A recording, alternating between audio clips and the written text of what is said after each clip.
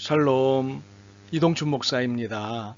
오늘도 여러분의 삶이 주님의 평안으로 가득하시길 기원하며 하나님의 말씀을 나누겠습니다. 오늘 주시는 말씀은 골로새서 1장 24절에서 29절 말씀입니다. 나는 이제 너희를 위하여 받는 괴로움을 기뻐하고 그리스도의 남은 고난을 그의 몸된 교회를 위하여 내 육체에 채우노라. 내가 교회의 일꾼이 된 것은 하나님이 너희를 위하여 내게 주신 직분을 따라 하나님의 말씀을 이루려 함이니라. 이 비밀은 만세와 만대로부터 감추어졌던 것인데 이제는 그의 성도들에게 나타났고 하나님이 그들로 하여금 이 비밀의 영광이 이방인 가운데 얼마나 풍성한지를 알게 하려 하심이라. 이 비밀은 너희 안에 계신 그리스도시니 곧 영광의 소망이니라. 우리가 그를 전파하여 각 사람을 권하고 모든 지혜로 각 사람을 가르침은 각 사람을 그리스도 안에서 완전한 자로 세우려 함이니 이를 위하여 나도 내 속에서 능력으로 역사하시는 이의 역사를 따라 힘을 다하여 수고하노라. 아멘. 골로새서 1장 24절로부터 29절 말씀을 본문으로 광고의 목적, 전도의 목적이라는 제목으로 말씀을 나누도록 하겠습니다. 이런 질문을 받은 적이 있습니다. 기업이 광고를 하는 것과 교회가 전도를 하는 것과는 어떤 차이가 있습니까? 질문한 이의 이해는 이랬습니다. 기업이 광고를 하는 것은 자사의 제품을 소비자에게 알려 구매 욕구를 일으켜서 이윤을 내려는 것입니다. 교회가 전도를 하는 것은 교회를 알려서 사람들에게 교회에 대한 관심을 갖게 하여 교회를 부흥시키려는 것입니다. 이 설명 이후 그의 예리한 공격이 이어졌습니다. 그렇다면 저는 기업의 광고와 교회의 전도의 목적이 다르다고 생각할 수 없습니다. 그래서 교회에 대해 좋은 생각을 가질 수 없습니다. 저는 그날 그 질문과 도전에 맞다 틀리다를 말할 수 없었습니다. 물론 그에게 변명할 말은 있었습니다. 그러나 그의 설명이 틀리지 않았기 때문에 변명할 수 없었습니다. 그날 이후 많은 생각과 고민을 하였습니다. 교회에 대한 그의 이해가 틀린 것이 아니기 때문이었습니다. 어째서 이러한 일이 발생한 것일까? 무엇이 문제인가? 이후 저는 우리의 문제를 발견하였습니다. 우리가 하는 것은 전도도 아니고 교회도 아니라는 사실이었습니다. 그렇다면 전도란 무엇입니까? 글자 그대로 도를 전하는 것입니다. 예수 그리스도가 길이요 진리요 생명이심을 전하는 것이 전도입니다. 오늘의 본문도 이와 같이 설명하고 있습니다. 26절에서 28절입니다. 우리의 일은 하나님의 비밀이셨던 예수 그리스도를 각 사람에게 전파하여 그들을 그리스도 안에서 완전한 자로 세우는 것입니다. 전도는 예수 그리스도를 전하는 것입니다. 교회를 선전하거나 광고하는 것이 아닙니다. 그런데 지금의 한국교회는 전도라는 말을 쓰고 있지만 교회를 선전하고 있습니다. 그래서 언제부터인가 예수 그리스도를 소개하는 내용보다는 교회의 시설과 프로그램을 소개하는 홍보 영체자가 인기를 끌고 있습니다. 그래서 예수 그리스도를 믿으라는 말보다는 교회에 나오라는 말이 훨씬 자연스럽습니다. 그러니 교회의 중심은 예수 그리스도가 아니라 담임 목사와 시설물과 프로그램이 되었습니다. 참으로 우리는 본질에서 벗어난 삶을 살고 있습니다. 두 번째로, 그러면 어째서 이처럼 본질에서 벗어난 일들이 나타나고 있는 것일까요? 자본주의와 신자유주의의 사고가 교회 안에 깊숙이 들어와 있기 때문입니다. 자본주의의 사고는 경제 중심이고 신자유주의의 사고는 돈의 논리입니다. 이윤이 남느냐, 돈이 되느냐가 모든 일의 기본입니다. 전도하면 교인의 숫자가 는다는 것은 자본주의의 논리입니다. 전도하면 교인의 숫자가 늘어야 한다는 것은 신자유주의의 사고가 교회를 지배하고 있다는 증거입니다. 그래서 예수 그리스도를 전하지 않고 교회를 선전하고 광고하는 것입니다. 교회 이미지를 바꿔야 한다고 말합니다. 교회 이미지가 좋아야 전도가 된다고 해서 이것저것에서 교회 이미지 개선 전략 연구가 한창입니다. 물론 이 말이 전적으로 틀린 말은 아닙니다. 기업이 자사의 상품을 팔기 위해 이미지를 바꾸는 노력을 하듯 교회 또한 부흥을 위해 이미지 변신을 해야 합니다. 기존의 잘못 보인 모습 때문에 망가진 이미지를 회복해야 합니다.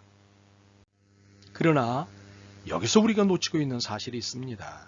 기업은 상품을 판매하기 위해 없는 이미지를 만들고 바꾸려고 하지만 교회는 이미 이미지가 준비되어 있다는 사실입니다.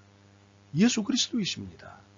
우리가 잘못됐다면 본질로 회개하면 됩니다. 그렇다면 어떻게 하면 본질로 돌아갈 수 있을까요?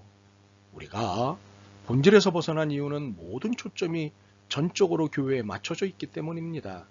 교회의 부흥, 교회의 건강, 교회의 연합, 교회의 건물 등등 이처럼 교회에 대해서는 많이 말해도 예수 그리스도에 대해서는 별 관심이 없기 때문입니다. 예수 그리스도가 어떤 분이신지에 대한 관심, 예수 그리스도가 하신 말씀에 대한 관심, 이 시대를 향한 예수 그리스도의 메시지에 대한 관심 등등 본질에 대한 관심은 사라지고 물질이 우리의 관심이 되어 있습니다.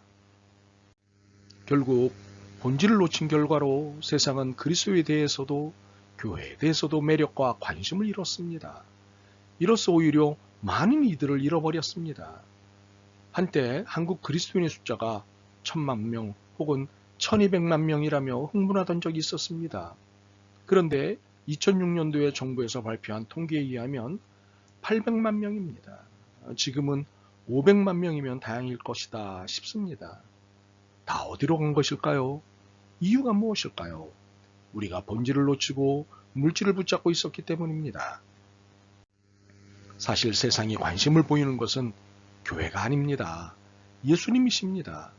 예수님이 어떤 분인지를 알고 싶어 하지 교회가 어떤 프로그램을 갖고 있다, 어떤 시설을 갖고 있다를 알고 싶어 하지 않습니다. 이 사실을 우리가 놓치고 있는 것입니다. 교회를 갈망하는 것이 아니라 영적인 삶을 갈망하고 있다는 사실을 놓치고 있는 것입니다. 칼융이라는 학자가 유럽 교회 세태에 관해 두 가지 이야기를 한 적이 있습니다. 첫째, 교회가 도구만은 주는데 궁극적 실제와 만남은 주지 못한다는 것입니다.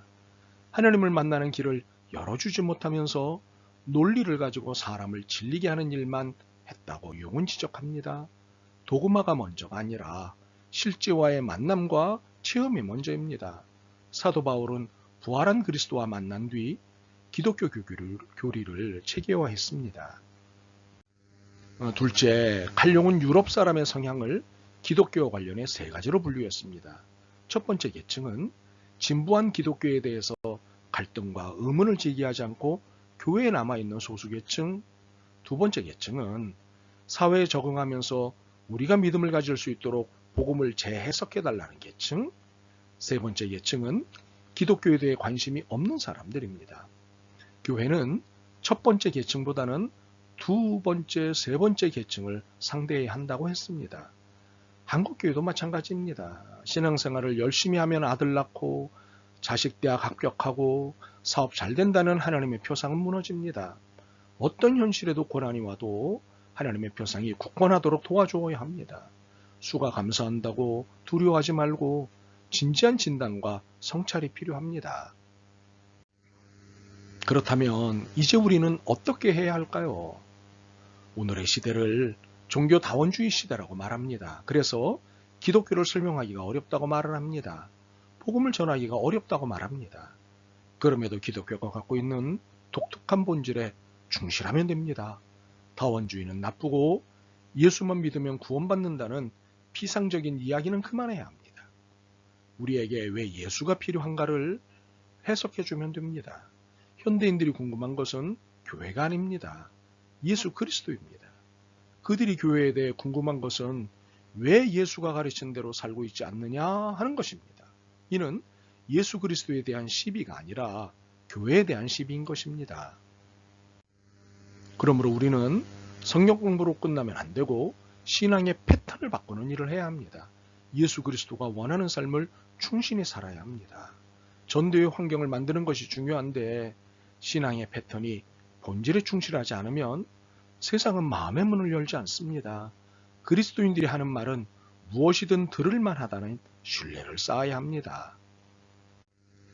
현대인들의 진짜 고민과 상처를 찾아내야 합니다. 그리고 그들의 문화를 파악하여 접근 방법을 모색해야 합니다.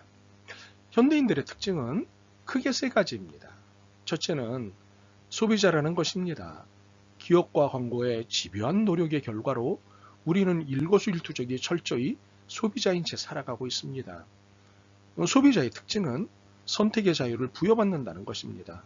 한 사람이 매일 수천 개의 광고 메시지를 접한다는 현실에서 우리 소비자들은 매사를 비교하고 선택하는 것이 몸에 배어 있고, 또 일단 둘러본 후 시범적으로 구입해 보았다가 마음에 들지 않을 경우 얼마든지 바꿀 수 있다는 사고방식에 익숙해 있습니다.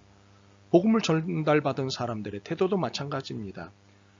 신앙을 가지면 나에게 무슨 유익이 있죠? 다른 종교보다 좋은 점이 뭐예요? 그럼 일단 이번 주일 예배에 가본 뒤에 결정하죠. 전도자에게 돌아오는 반응은 대개 이런 식입니다. 두 번째 특징은 구경꾼이라는 것입니다. 유튜브, 영화, 텔레비전, 라디오 등 매체를 통해 모든 가치관의 기준을 얻는다는 것입니다.